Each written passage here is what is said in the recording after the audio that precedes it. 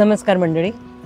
आजच्या आपल्या सकारात्मक शिस्त या विषयाच्या संदर्भाने एक अतिशय संयुक्तिक अशी कविता मी तुम्हाला वाचून दाखवणार आहे. गिजूबाई बधेका हे 19व्या शतकातले खूप महत्त्वाचे शिक्षणतज्ञ. बालशिक्षणाचा विचार त्यांनी पहिल्यांदा भारतामध्ये आणला. त्यांची ही कविता आहे. त्यांनी असं म्हटलंय, जर तुम्हाला मुलांसाठी एकच गोष्ट करायची असेल तर त्यांना मारणं सोडून द्या. जर 2 करायच्या असतील तर त्यांना रागवू नका आणि त्यांचा अपमान करू नका.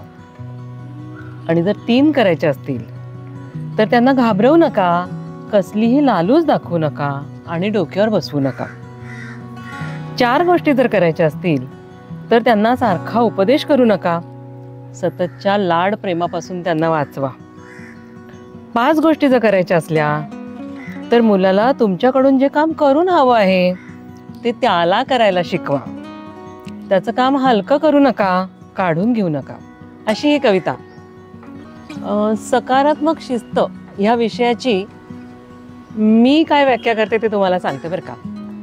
मुलांसह मोठ्या माणसांना आनंदानं शिकता येईल, जगता येईल, ह्याच्यासाठी जे वातावरण असायला हवं ना, ते म्हणजे सकारात्मक शिस्त असं मला वाटतं.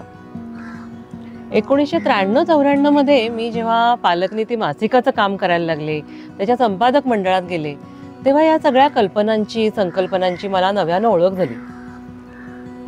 आणि तिथला नियमच आमचा असा होता की जे काही आपल्याला विचारांनी पटतंय ते आपल्या आयुष्यात यायला पाहिजे.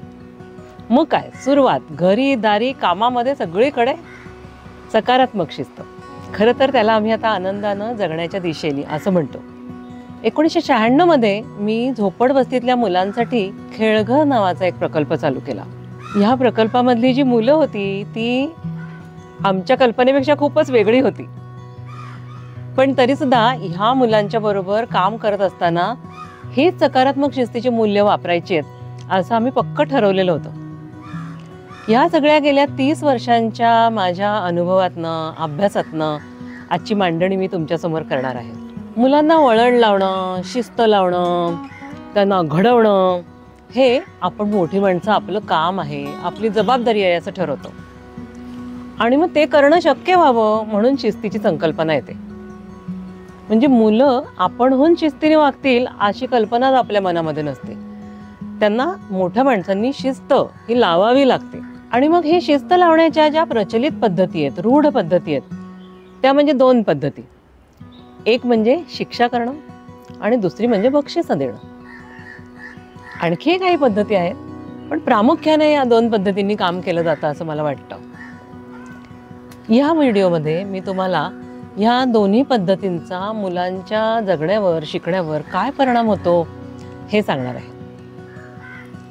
बघा, अगदी आपल्या मोठ्या माणसांसाठी सुद्धा आपले वरिष्ठ किंवा सिनियर मंडळी म्हणू आपण, जेव्हा आपल्याला उपदेश करतात, सल्ला देतात किंवा आपली चूक दाखवून देतात किंवा काहीतरी आरोप करतात, टीका करतात, त्यावेळी आपल्याला काय वाटतं? राग येतो ना. असं वाटतं की कधी बोलायला नको यांच्याबरोबर. परिणामस्वरूप आपण कधी कधी ते काम अधिक बरं करण्याचा प्रयत्न करतो, पण कधी कधी ते बरं करतोय असं दाखवण्याचा सुद्धा प्रयत्न करतो.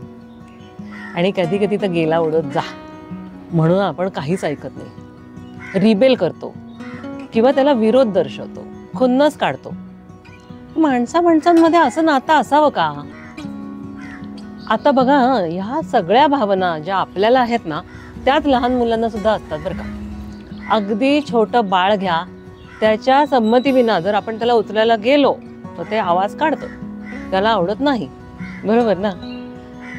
तसंच आहे, ही मुलं जेव्हा आपल्या समोर असतात ना, तेव्हा एक तर कसं आहे की त्यांचं सगळं आयुष्य बिचाऱ्यांचं आपल्यावर अवलंबून असतं एका सर्टन वयापर्यंत तरी. आणि त्यामुळे काही प्रमाणात ते आपलं ऐकतातही. पण त्यांचं सगळं आयुष्य आपण नियंत्रित करून टाकलं तर मात्र ते आवाज काढतात, रिबेल करतात, त्रास देतात. आणि मग आपण पुन्हा विचार करतो की कसं ह्यांना वळणावर आणावं. अशी सगळी ही गंमत आहे बघा. यातनं आपल्याला बाहेर पडायला पाहिजे. शिक्षेचा सगळ्यात मोठा दुष्परिणाम म्हणजे जो माणूस शिक्षा करतो त्या माणसाशी मुलाचं असलेलं नातं बिनसतं, संवाद थांबतो. आता बघा, वर्गात मूल जर आनंदानं शिकायला हवं असेल तर त्याला त्या शिक्षकाबद्दल छान वाटायला हवं की नाही? जर त्याला तो शिक्षकच आवडत नसेल तर तो वर्गामध्ये कशाला येईल आनंदाने शिकायला? हे सगळ्यात पहिला मुद्दा बरं का. आता मी दुसऱ्या मुद्द्याबद्दल सांगते. शिकण्याच्या प्रक्रियेमध्ये काय नातं आहे शिक्षांचं हे पण मला सांगायचंय. कसं होतं बघा, आपल्याला वाटतं की सगळा वर्ग शांत चिडीचूप बसलेला, शिक्षकांकडे पूर्ण लक्ष म्हणजे झालं बेस्ट. पण प्रत्यक्षामध्ये तुम्ही ज्ञानरचनेची व्याख्या ऐकली आहे का? जॉ पियाजे असं म्हणतात की प्रत्येक मूल त्याच्या स्वतःच्या प्रयत्नांनी शिकत असतं.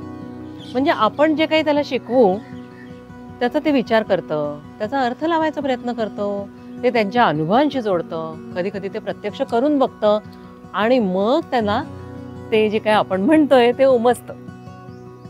आता असं असेल तर वर्गातलं वातावरण कसं असावं?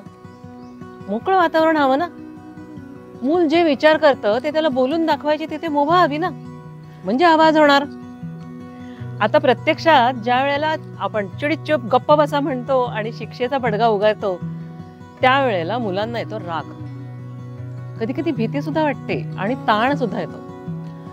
आता अशा परिस्थितीमध्ये जेव्हा त्याच्या भावना उद्दीपित होतात ना, तेव्हा त्याचा जो विचार करणारा मेंदू आहे ना, तो विचार करायचा थांबवतो. त्यामुळे काय होतं की मुलं एकतर रिबेल करतात किंवा त्या भावनांच्या जाळ्यामध्ये अडकून बसतात. कधी कधी मुलं त्यातनं खोटं वागायला सुद्धा शिकतात. तर मला असं वाटतं की शिकण्याच्या प्रक्रियेमध्ये खरं सांगायचं तर या शिक्षा ज्या आहेत ना त्या अडथळाच बनून राहिल्यात बघा. आता दुसरा मुद्दा आहे बक्षिसांचा. बक्षिस तुम्ही म्हणाल की हे तर प्रोत्साहन झालं ना, म्हणजे मुलाला शिकावंसं वाटावं, त्यांनी कष्ट करावेत म्हणून आपण प्रोत्साहन द्यायला पाहिजे.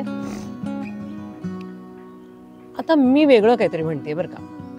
मुलांनी का शिकायचं? तर त्याची स्वतःचा विकास व्हावा, उन्नती व्हावी, त्या शिकण्यातनं त्याला आनंद मिळावा म्हणून त्यांनी शिकायचंय ना, की तुम्ही देत असलेल्या बक्षिसासाठी त्याला शिकायचंय. अगदी सहज मोठी माणसं लालूच दाखवतात बघा मुलांना. तू एवढं काम कर मग मी तुला चॉकलेट देतो. एवढं करून दाखवायचं मग सायकल बक्षीस. अरे पण त्यापेक्षा त्यांनी ती गोष्ट का करायची आहे हे जर त्याच्याशी बोललो आपण, हा जर संवाद साधू शकलो तर त्याचं सहकार्य मिळणार नाही का? नक्की मिळेल. आपणच त्याला एक प्रकारे लालूची मध्ये गुंतवतोय बघा. आणि पुढे जाऊन मी तर म्हणेल लालूच हीच लाच असते ना. माझं काम तुम्ही करावं म्हणून मी तुम्हाला इतके पैसे देतो म्हणजे काय? लाचच आहे. म्हणजे लहानपणापासूनच आपल्याला मुलांना लबाडी, लाच या गोष्टी शिकवायच्यात का? बक्षीस हा विषय फार गहन आहे बरं का. तुमच्या मनात अनेक प्रश्न आलेले असतील आणि त्याची उत्तरं काही मी आत्ता देऊ शकणार नाही. त्याच्यासाठी पुन्हा एकदा स्वतंत्रपणे आपण बसूया. तर बक्षिस आणि शिक्षा या दोन्ही विषयांचा आपण एक छोटासा का होईना पण आढावा घेतला, त्याच्या दुष्परिणामांबद्दल चर्चा केली. तर तुम्ही आता म्हणाल मग करायचं काय? मॅडम, आमच्या पुढे 50-60 मुलं असतात आणि त्यांना आम्हाला शिकवायचं असतं एकाच वेळी. तुम्ही म्हणाल तसं मोकळं बिकळं वातावरण दिलं तर शक्य होईल का आमचा अभ्यासक्रम पूर्ण करणं? मी माझ्या अनुभवातनं सांगते की शक्य होतं. आपण पुढच्या सत्रामध्ये बघूया की त्यासाठी काय करायचं.